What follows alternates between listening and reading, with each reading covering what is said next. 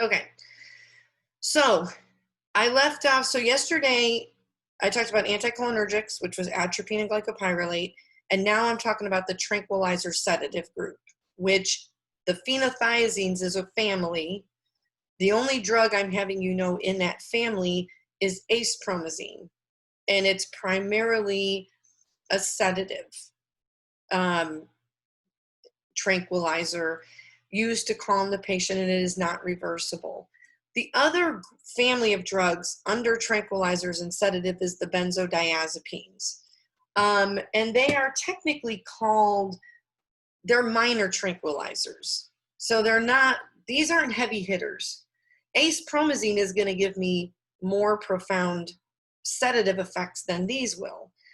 They are controlled, but the nice thing is they are of low schedule, a schedule 4. So the record keeping is not as tedious.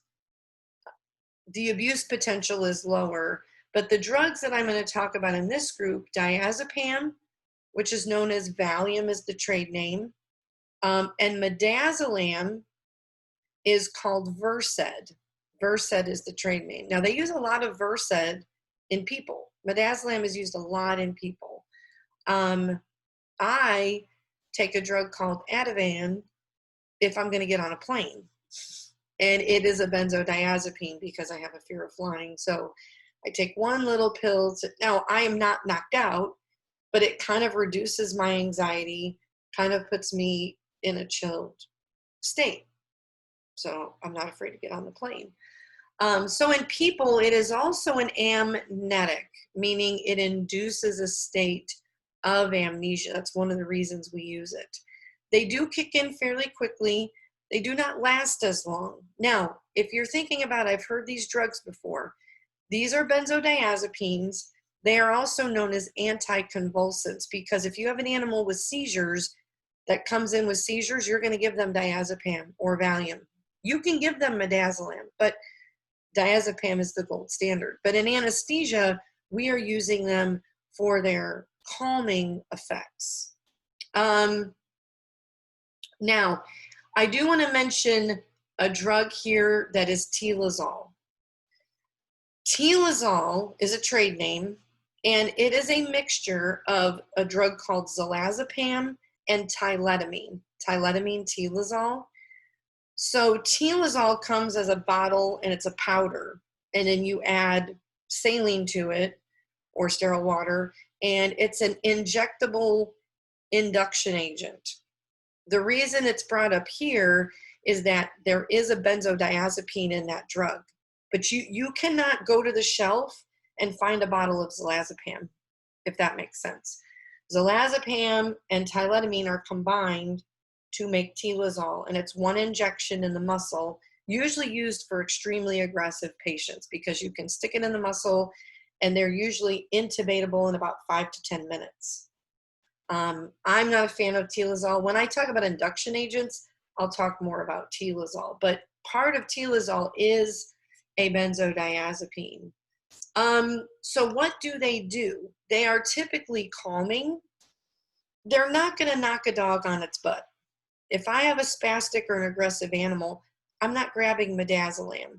But if they are ill, if they're old, or a very young, like neonate or pediatric patient, they are going to be a better calming effect. But there's no analgesia. These do not treat pain, and they are not, it says not an effective sedative, unless they're an older, debilitated, ill patient. Now, last night, our foreign body, we used the pre-med hydromidazolam. And of course, the doctor wanted to go to surgery, so we gave the pre-meds IV. And I mean, but when we pushed the hydromidazolam, this dog kind of like, he was a little bit older. He was calmer. It wasn't very hard to handle him. It had a better effect. So I want everybody to realize that. And again, if you have a seizure patient, if you have a dog with seizures that's coming in for a foreign body or needs to be anesthetized for a dental, it might be good to use these as part of your pre-med because you have a dog with a history of seizures. It has anticonvulsant properties. The nice thing I like about it is you have minimal effect to cardiorespiratory function. It's going to, again, it calmed this dog last night, but it didn't really affect his heart rate. It didn't, really affect his breathing much. Slight depression, but if I have a dog I'm worried about cardiovascular respiratory function, this is a good category. This might be why I picked this category for my sedative or tranquilizer. And the nice thing is whenever you add Valium or midazolam to a protocol, one of the other things we use it for is muscle relaxation. Haley, it's both. Remember I said you have your everyday patient lives in the middle, then you have your neonates and your geriatrics are kind of out of the spectrum. It works well in, I know I only have on the slide old and ill patients, but it works well for like the neonates or very, very young puppies or kittens. Does that make sense? So it's actually both. You can use this category for both. But yeah, if you have a 1-year-old or if you have a 6-month-old lab in for a spay, it's not going to be great for the dog that's like a pogo stick bouncing off the walls, or an aggressive patient that you're trying to sedate. This isn't the category if they're aggressive, excited. But the other thing we like it for, midazolam and ER, is if we have trauma come in, or we have a dog, a lot of times we have a dog with an unknown history. And so this is safer if we don't know their cardiorespiratory history. And sometimes we don't have time to like get the records and talk to the owner. Sometimes we're rushing a dog back. Some of our dog fights come back very critical, and we got to get them anesthetized so we can treat them. And sometimes we got to, use drugs without taking all this extra time to do a history. This is a good choice. They will help potentiate your general anesthetics. So you can use less. A nice little side effect of benzodiazepines. This is especially in cats. They are an appetite stimulant. Now, and I worked with a girl and she's like, can we give this cat Valium? Because you gave them a little bit of Valium, like an old renal failure cat or a cat with like hepatic lipidosis. You are not giving a sedative dose of Valium. It's like a microdose. You'd put food in front of these cats and they would mow on their food. They'd just be like, they just go crazy. She kind of called it, she's like, I like watching their drunk eating. And it's funny. These cats are not eating. You give them a little bit of Valium and they will start eating. It doesn't work all the time, but it's a nice little side effect for that. This is the difference in what it does in the central nervous system. Again, if they're young and healthy, they might get disorientated and excited. So you don't want to make a dog more excited before anesthesia. You can get some dysphoria and aggression. Funniest time I saw this, my prep room at Purdue was very long. We had about eight tables where we could anesthetize patients. So down on the other side of the prep room, the ophthalmology department was knocking out a kitten for an eye surgery. And I'm down with my case, and they were going to use midazolam and buprenorphine. And I was trying to tell them, yelling down the room, I said, don't give the midazolam first. I couldn't even get that out of my mouth.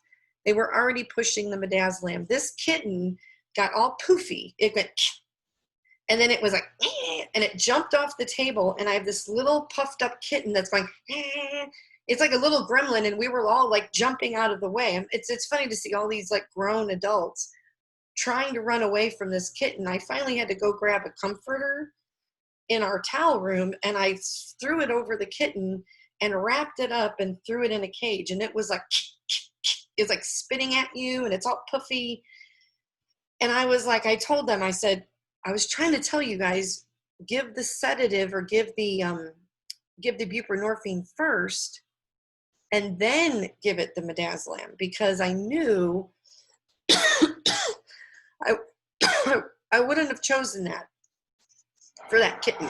I would have given it like ACE or dexdomitor or something. So Yeah, and I'm not sure what it was funny. It was a tiny kitten, and it just went completely psychotic. And like I said, I had to catch it with a blanket because nobody could grab it. So sometimes in horses, it can cause some muscle twitching. It'll eventually get to muscle relaxation or ataxia in large animals. Now, one note about diazepam is that you have to give it, if you're going to give diazepam, which is Valium IV, you don't want to like blast it in really fast. You want to give it a little slow because it's in a preparation called propylene glycol, and sometimes if you bolus that too fast, it can drop their blood pressure. So you want to be careful with that. Okay, so you're gonna have to give it a little bit slow, push it kind of slow. The other thing is that we don't want to use oral diazepam in cats because they do not metabolize it well, can put them into liver failure. But most of the time we're going to be using this IV. Okay, those are general effects of the benzodiazepines. I'm primarily talking about Valium and midazolam because Tilazol is kind of its own thing. Diazepam, remember I said, what are the differences? Why are there two in this family? Something's going to make them different. Diazepam is dirt cheap. I mean, it's been around forever. This is Valium. The one thing you have to know, it is not water soluble. That propylene glycol looks kind of syrupy, shimmery when you draw it up. The only thing you can mix it with is ketamine. And I love to ask that question. What is the only thing you can mix with diazepam? You can put ketamine and diazepam in the same syringe and it will not precipitate. But if you put Valium in a catheter, in a fluid line, and you put another drug right after it, you're going to see that little flaky snow globe stuff. It's going to cause a precipitate. The other thing is you don't want to store Valium in plastic. The active drug will actually bind to the plastic and it could render it somewhat inactive. Some people, what they used to do is drop diazepam in a syringe and put it on the cage of a seizure patient. So if for some reason, if the dog seized, you could grab the Valium and give the dog the Valium.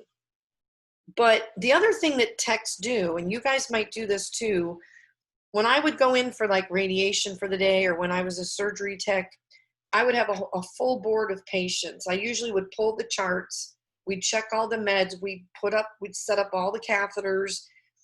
We used to actually put them on like a little paper plate. We'd write the name of the patient and we'd lay all the drugs on a paper plate. So when it was that patient's turn, I could grab that plate.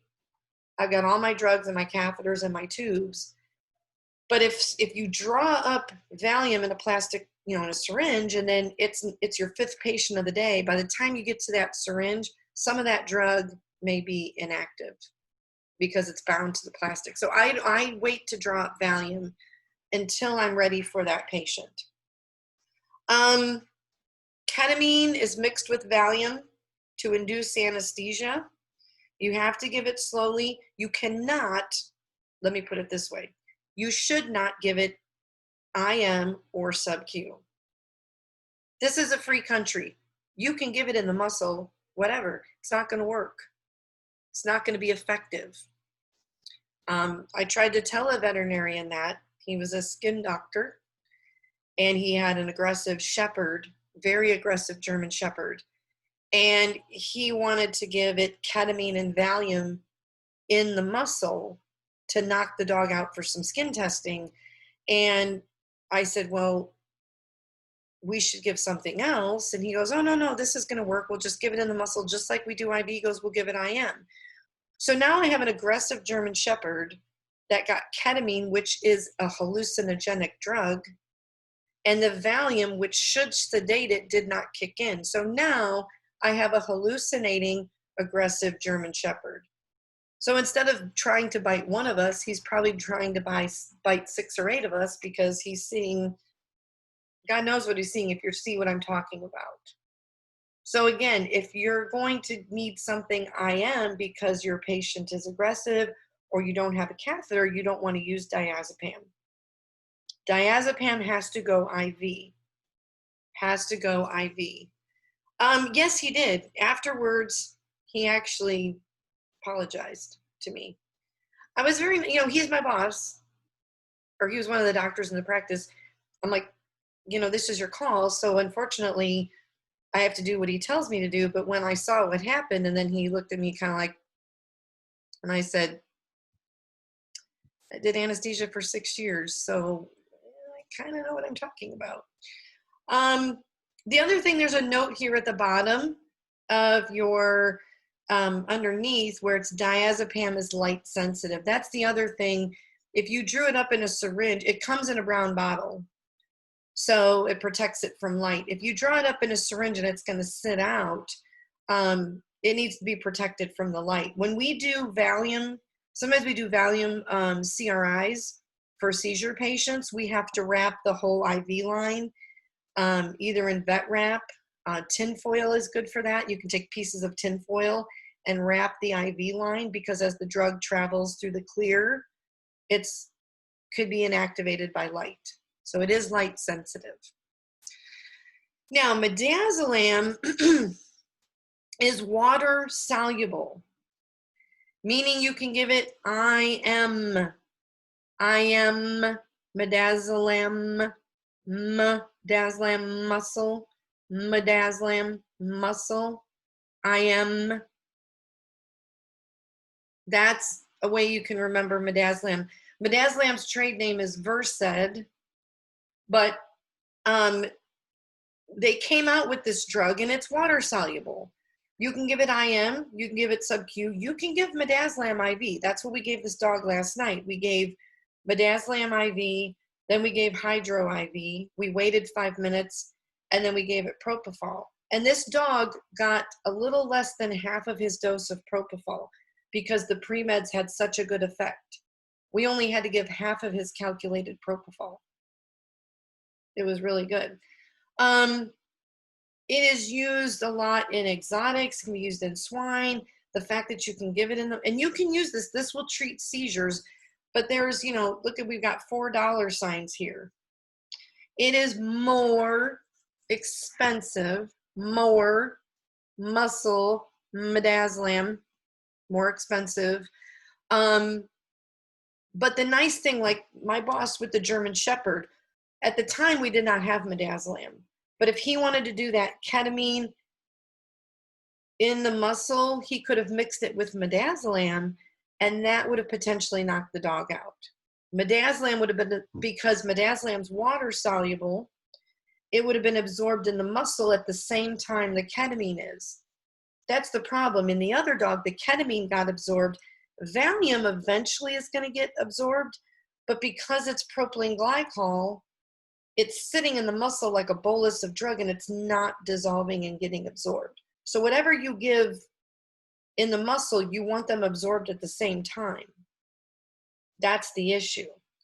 So midazolam probably would have been the better choice. We use a lot of midazolam, high-risk patients. Another way you can give midazolam is sometimes I'll give it IV, like right before my propofol.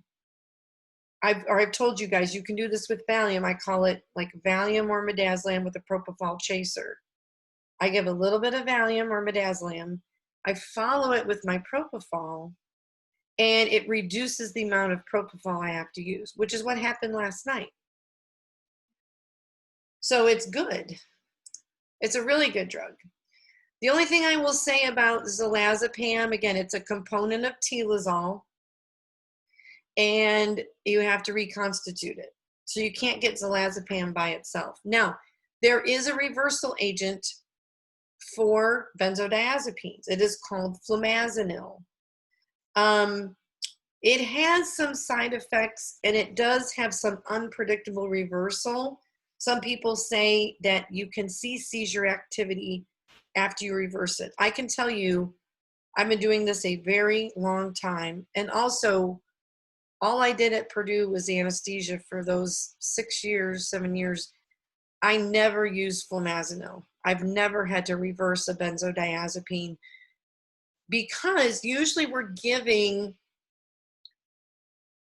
you can't get it by itself. You cannot get zolazepam by itself. Therefore, you cannot give it. You would have to give it. Zolazepam is part of that powder. Think about that powder. 50% of it is zolazepam, 50% of that powder is tyletamine. So the powder, you cannot separate. When you reconstitute it and mix it up, it's half of it's zolazepam and half of it is tyletamine. No, it's not extra label. I mean, it is a drug. It is a labeled drug. What I'm saying is zolazepam is a benzodiazepine component of tilazol. But when you give it, it's combined in one bottle, so you can't separate it out. Correct. Right? You cannot get a bottle of zolazepam. It's only used to make tilazol. And when you give it, tilazol is half of this drug and half of another drug. I'm just letting you know so that when we talk about tilazol, part of that drug does contain a benzodiazepine. Does that make sense to everybody? And again, I want you to know there is a reversal agent for benzodiazepine. I don't think you're going to probably ever encounter it. If you worked in like neurology, sometimes our neurology dogs are put on Valium CRIs. If that dog got too much Valium because you were giving it as a constant rate infusion, that may be a reason a dog could get overdosed on Valium and you would have to reverse it. But yes. So all you need to know is the two main drugs that you will have access to, benzodiazepines, diazepam and midazolam. The main difference is one is cheap, one is expensive. One can only go IV. The other one can go IV, IM, sub-Q. Okay. They both are better in old geriatric debilitated patients or very, very young patients, but our average everyday patient, they are not typically reliable sedatives. You kind of have to have a patient that's already kind of chilled out or maybe not doing well. If you have an everyday young cat for a spay or a Labrador for a neuter or, you know, whatnot, it can actually make those dogs or cats more excited / aggressive. And minimal cardiovascular effects. So again, if I have a patient with an unknown history or heart disease, that might be a good category. That might be a good category. Okay. Now the last category in our sedatives / tranquilizers are the alpha-2 agonists. Alpha-2 agonists. They usually write it like this, or A2-ag. The nice thing, the bonus, well, ace-promazine isn't controlled. Alpha-2 agonists are not controlled. So you can keep it on the counter. You can leave it out. Don't have to lock it up. You don't have to record it like in a log. The main reason we give these drugs is for their profound sedation. So if I had to rank, my benzodiazepines give me the least sedation. Ace-promazine is in the middle. These give me the deepest level of sedation. So if I've got that psycho dog or my dog that's like a pogo stick and I'm like, I don't want to wrestle you, this is a good category because it's going to give me the deepest level of sedation, relaxation. The nice thing is these drugs are the one sedative tranquilizer category that have analgesia. Alpha-2 agonists will give me some analgesia. Now, that is not the main reason I use them. If I have a dog that's, comes in as a hit by car and the femur is broken half, I want that dog to have like morphine or fentanyl. But if I know I have a painful case and I want some added analgesia, I'm probably going to pick this drug. if you have a bottle of acepromazine, midazolam, and alpha-2, we have to decide which one we're going to pick, because you're not going to give 2 of them. You're going to pick 1 of them. So this is part of that, like, why am I giving this? Why do I pick this drug versus this drug? You get very good muscle relaxation. The nice thing is the alpha-2 agonists are used in large animal. They're also used in small animal. So, and IM or IV are your best routes. Again, there is some pretty potent side effects with this group of drugs. IM is going to be better, but you can lower your dose and give them IV. You just have to be aware of the side effects. So people do give these IV, especially sometimes in ER. We got to do a quick sedation because we got to like do something very fast to the patient. Definitely can give these IV. I don't want to say that you can't. You can also, if I use alpha-2 agents with like hydromorphone, you could maybe do like a laceration repair, or say a dog like broke its toenail and you got to like cut it. You could give these where you don't, these aren't going to give you like full anesthesia with an opioid, but you can get some pretty deep, if I have to do like a series of radiographs or like an aspirate of an abdominal lymph node, I've used these agents with a little bit of an opioid, and it's usually been enough for the patient. And the big bonus here is they are reversible with an alpha-2 antagonist. So the agonist causes the effects I want. The antagonist is going to reverse the effects that I don't want.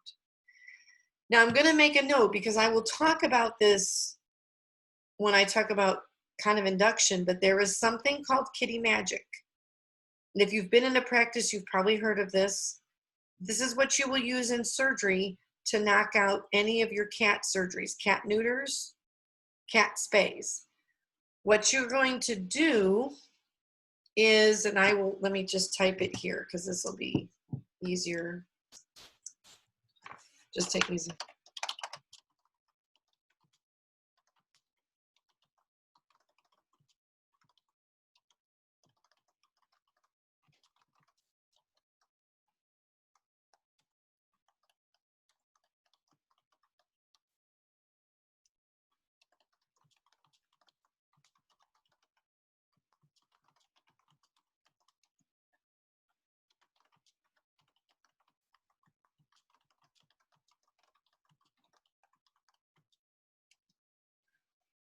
Okay, so I just gave you, now this recipe can be a little different. Normally kitty magic is always ketamine.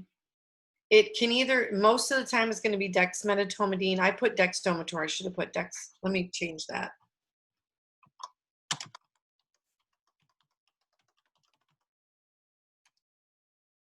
And instead of dexdomitor, it should see dexmedetomidine. I just want to get you used to that name. And then butorphanol or buprenex. But you could exchange the dexdomitor for xylazine, and you could exchange buprenex for butorphanol.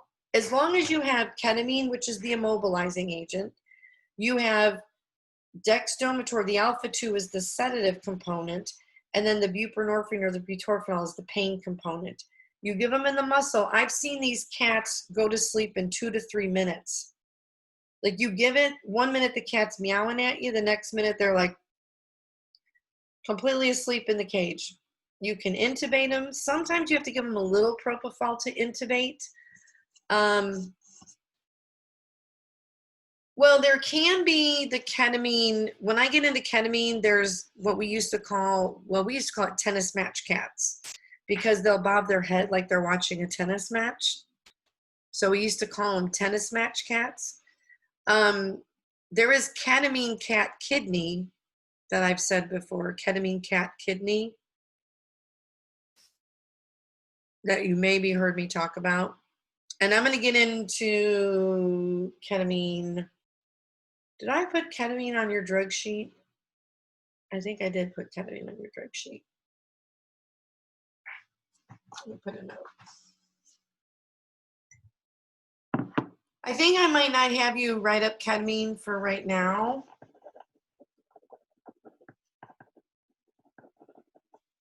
I'll send out an email.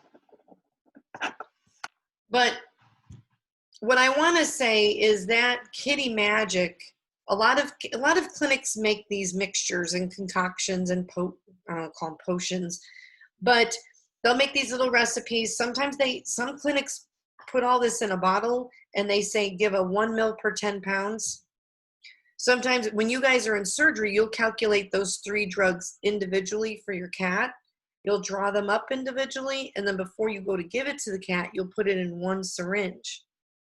You'll give that all 3 in the muscle. So the dextomator is really good for that. For right now, I don't think I'm going to have you write up ketamine.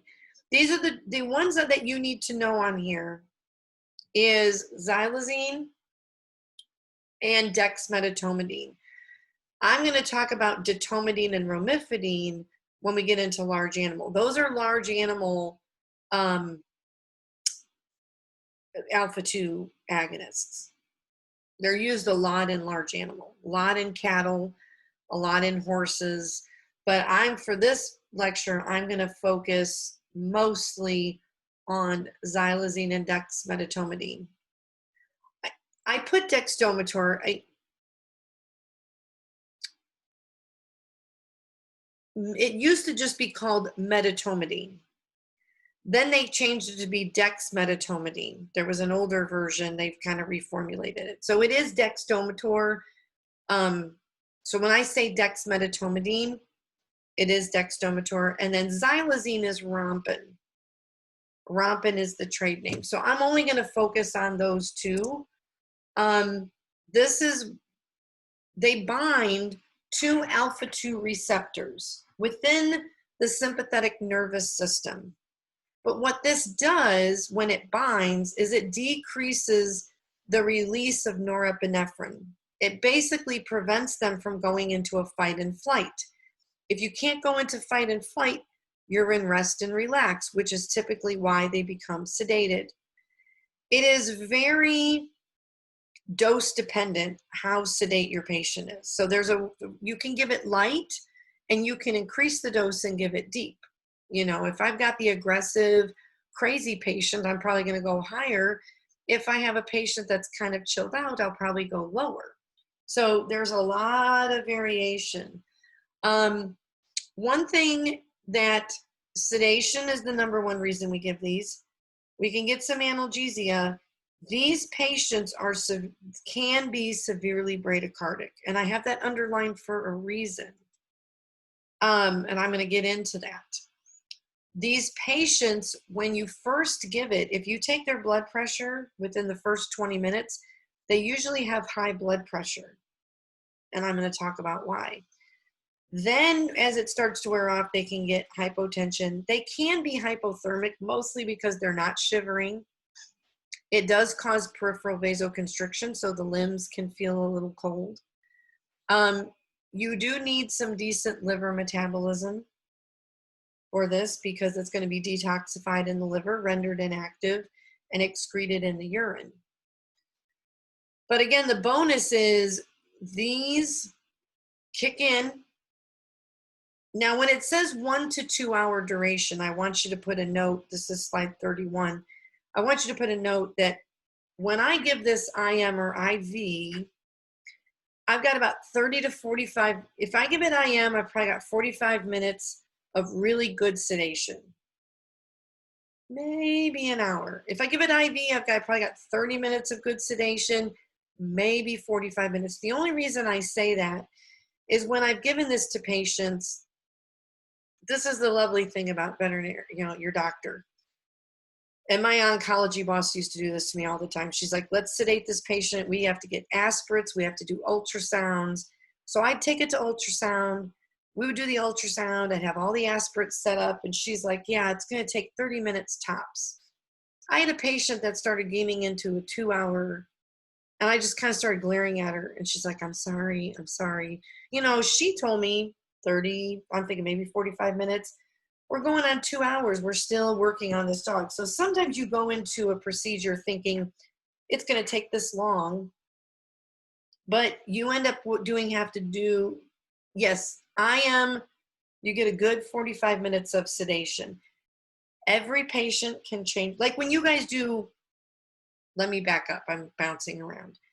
When you guys have RAD2, when you guys take your x-rays, you're going to use dexdomitor, and I think you're going to use it with butorphanol, I believe. You're probably going to get a good 45 minutes of being able to take good x-rays. At about the end of that 45 minutes, they're going to start to get a little tighter. They're going to start to be, maybe lifting their head, wagging their tail. The 30-minute route, that's IV. Yeah. So there's something that I haven't brought up yet, and it's called topping off. Sometimes when we give a drug and we realize the doctor's not done and we need to extend, like if you guys aren't done taking x-rays, you may have to give a little bit more sedation. You may have to usually when I do that, and I always check with the doctor, I might give like a quarter dose or a half dose because the dog already has some on board. I probably don't need the same dose I gave to start the procedure. I can give like an additional quarter to half to extend the anesthesia. But I'm just going to say, after I've used it, it can say 1 to 2 hours in any book. After I used it over and over and over again, I just realized, yeah, I'm not getting anywhere 2 hours. I mean, the dog may not be completely awake for 2 hours, but you're not going to get that good usable sedation. And again, you can adjust your dose to make them light or deep. Dose-dependent sedation means if you use the high end, you're going to get more sedation. And then the analgesia is short-acting. This analgesia is only going to maybe last an hour or so. That dog is still, if you do something painful, they may still need to be on like Rimadyl, or you may need to give them like some more morphine, or, they're going to need some additional analgesia on board. Now, one effect that I want to talk about is this cardiovascular effect. And you see early phase, late phase. So in that 45 minutes, I usually split it at the 20-minute mark. The first 20 minutes, the second 20 minutes-ish. This is relative. When you give this drug, it will cause vasoconstriction. The more you give, the more vasoconstriction you're going to have. And what happens when you vasoconstrict the vessels? You're going to get hypertension. If you took these dogs' blood pressures, you would have systolics in the 200 to 300 range. What have I told you is normal? We want systolics 120, 140, maybe 160. 200 to 300 is the systolic pressure. What it does, and if you listen to anything I've said today, this is what I want you to listen to. When you give this drug, here's all the blood vessels. Oh shit, I almost knocked my coffee over. You're gonna vasoconstrict all of those blood vessels. What that does, it's gonna squeeze all the blood from the periphery and it's gonna shove it to the core. Blood pressure goes up. Now, when the heart gets all that blood rushed back to it, what is it normally going to do? You're going to get a bradycardia. It's called a reflex bradycardia. So what's happening is your heart rate is going to massively slow down, because if the dog is hypertensive, you don't need to basically, it doesn't have to pump as hard. It has a high blood pressure. Okay? So what's happening is, when I say it's a reflex bradycardia, this isn't a bradycardia that's a dangerous bradycardia. This is a bradycardia that's happening because it's a response to the drug. Because when we see these pressures so high, the heart rate goes down low. Now what happens is, as the drug starts to wear off, you're starting to get to 20, 30 minutes.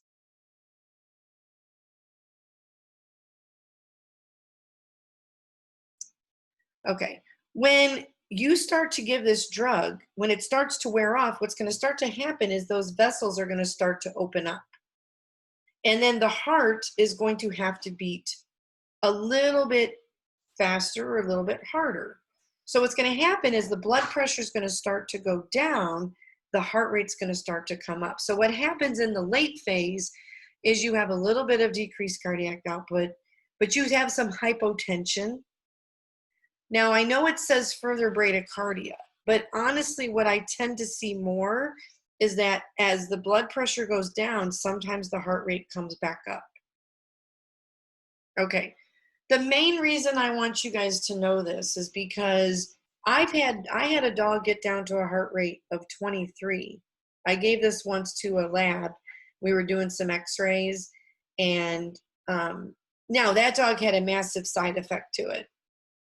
And that was probably a little more than it should have been.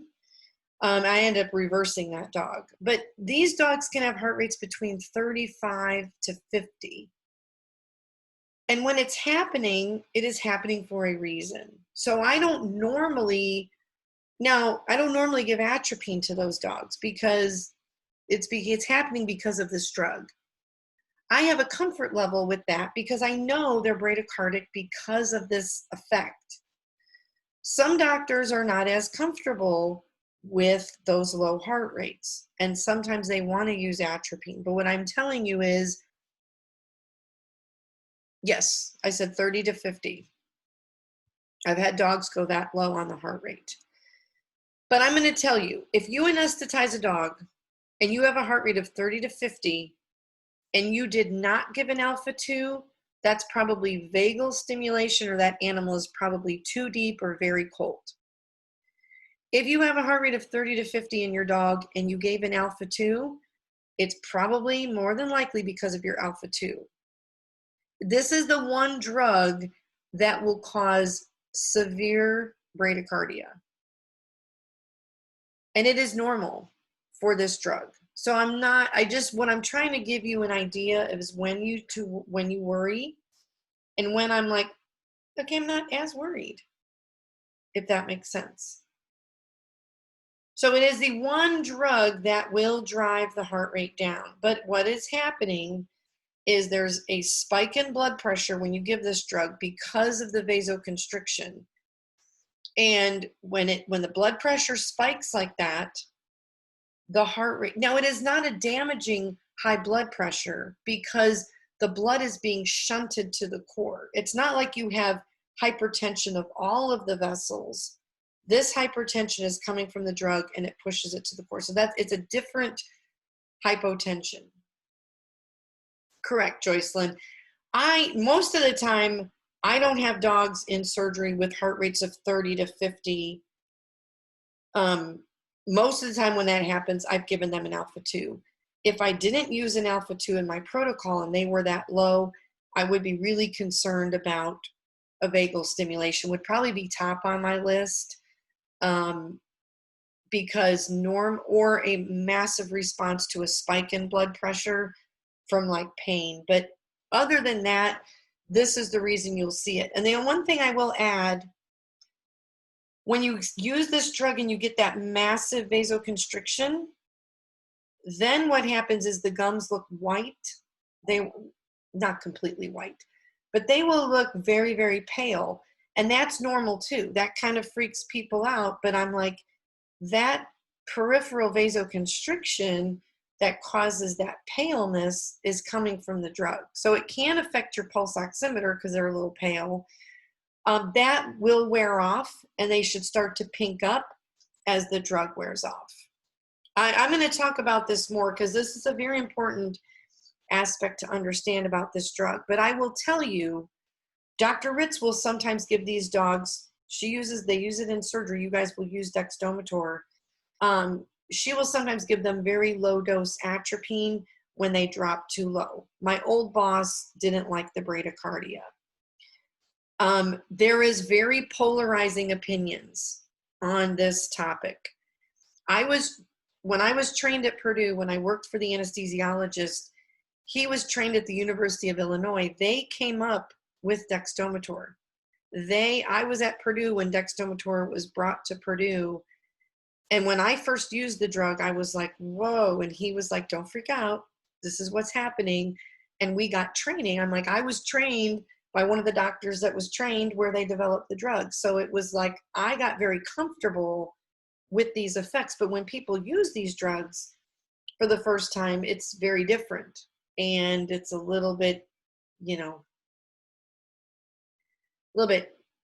jarring when you see that heart rate go so low. So I'm just telling you, there's two schools of thought. I'm in the school of thought where we don't give atropine because it's happening because of this, this, and this. There's doctors that will want to use an anticholinergic like atropine, but if they do it, there's ways to do it where it's a little bit safer. I mean, yes, Miranda, it is nerve-wracking. I mean, welcome to veterinary medicine. I mean, I worked with two surgeons that would do very opposite things. And my oncologist was very different from my ER doctor. And so, you just get used to working for your doctor and used to what they like to do. But again, I had the benefit of having training under a board certified anesthesiologist, and he really got, we had rounds with him and he would go over things and train us so that we could train students. And to understand physiologically what is happening in the body, it completely explains what you're seeing clinically. If you understand physiology, you can understand what you're seeing on your monitor, listening to your patient. So that's all I will say. Since it's 11, I will stop there. So my goal is we'll finish up talking about the alpha 2s on Monday. The homework will be due Tuesday, and we can review the drugs that will be on the test. And for the moment, don't worry about writing up ketamine. I will be sending an email soon. I'll be sending an email soon. Okay. Do you have any other questions? Can you use an antagonist and agonist? I thought you could because you have some apart. No. So Michaela asked a question about giving an agonist and antagonist at the same time. So you would give the agonist so you can produce the effects that you want, because what would happen is the antagonist would compete for binding, and then the antagonist would bind and reverse those sedative effects. The problem is, if you don't like the cardiac effects and you reverse the patient, you also reverse the good effects, which is the sedation and analgesia. So whenever you take away a drug, whenever you reverse a drug, because you don't like the bad things, you're also reversing the good things. So I don't reverse until either the procedure. Now, if the dog's not doing well, like that dog during radiographs with the heart rate of 23, we reversed that dog. We gave it because, she wanted to keep taking radiographs. I could have intubated that dog on sedation. I opened his mouth and I pulled out his tongue. And I told the doctor, and she was a younger doctor, she's like, yeah, let's just finish the rads. And I said, do you want rads of this dog or a dead dog? I'm just asking. I had a good enough relationship with her, and she kind of looked at me and she goes, reverse them. And I told her later, I said, I'm very comfortable with these drugs. So I have a comfort level some people don't have because I use them so much. If I'm uncomfortable, you should be uncomfortable. And she goes, you're right. And I said, for some reason, that dog just had a massively more profound effect and that happens sometimes. I mean, we did everything right. We checked our dosages. We double checked what we drew. Nothing was wrong. That dog just had a very profound effect, too profound. But I didn't reverse him until I landosed the drug clean. When it comes to that drug, I know what I'm talking about. Like I said, we used it a ton, and I had the benefit of being trained by who I was trained by. So it's funny. You have to listen to your doctor. Guys, I know when I say this, I'm not trying to scare you. I'm just telling you what's out there in life. You're going to have different people are comfortable with different things. And I have had doctors listen to me and really take, because they get to know me or they know my background. I've had my oncology boss was a little stubborn. She goes, Christine, I don't care how much you tell me that this is normal and this drug happens. She goes, I don't like it. And I tried so much to convince her how good it was and why we should use it, but she was more stubborn. So, you get used to personalities, you get used to comfort levels. But I love it. I love dextrometor. It has a really good place in a lot of different applications. Don't be scared by the bradycardia. But when Zuber asks you, when you sedate your dog and she asks you, why is it so bradycardic? You better be able to tell her it's because we gave an alpha 2. And maybe I'm telling you that because I know she asks you that question. Okay. I sound like I got a crazy puppy out there. Does anyone have any other questions? We'll pick up here. That's my plan. All right. Well, if not, you guys have a happy Friday. Have a good weekend. Have a good one. I'll be converting this in a little bit and sending out an email, but I think I have to feed a puppy and take a puppy out and eat something for lunch. Bye-bye. Have a good one. Okay.